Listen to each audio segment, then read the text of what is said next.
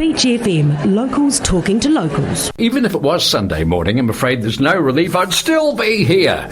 And to prove that, we've got one of our constant listeners, and I must say, a person who keeps me up to scratch, nags me quite often about what happens on a Sunday morning. Chris Papps, good morning and welcome to you.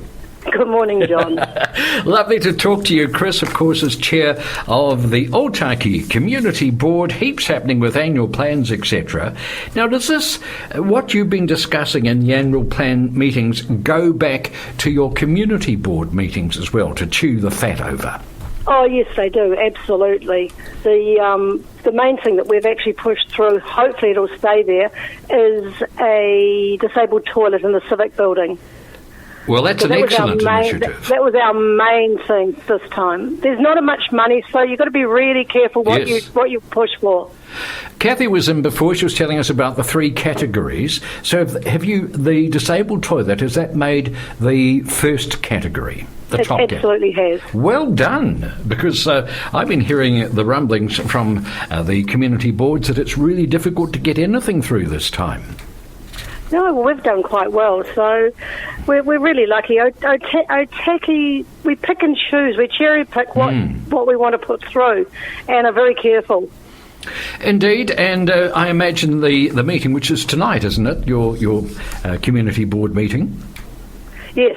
Now, very small agenda, as we have James away and Marilyn. Oh, I see. Well, the cats can have the cat's away, so you can have you can spend a lot of money. What about any grants, the $500 grants, which actually they like the lifeline to many of our local organisations, these community board grants? That must be a major part of your job, Chris. Oh, it is, but there's just so many people out there that really deserve the grants.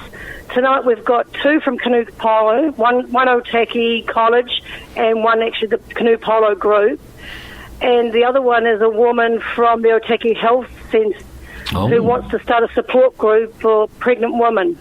Well, good on her. Good on her. That's an excellent organisation, isn't it? Well, the Otaki Health. We lost the midwifery in Otaki. It's gone up to Horowhenua, and that's a big blow for us. And, you know, the transport situation, it's improved marginally, but it's still not good enough, is it? No, it's not. And there's a meeting this afternoon at Gertrude Atmore, put on by Greater Wellington. Unfortunately, I can't make it. I'm going to be at an appointment in Wellington. But the two other community board members will be there, so they'll fill me in on what happens. But there's two more meetings down in Paraparaumu and Waikanae that I can go to. And this about the transport? Is this about the transport situation, is it? I think it's just general transport all over the community, not just Otaki, Paraparaumu and Waikanae. However, so we need to push. Last time we actually got a couple of extra bus services. Yes, we did. So this time we're going to try and get a couple more. So little bites of the cake.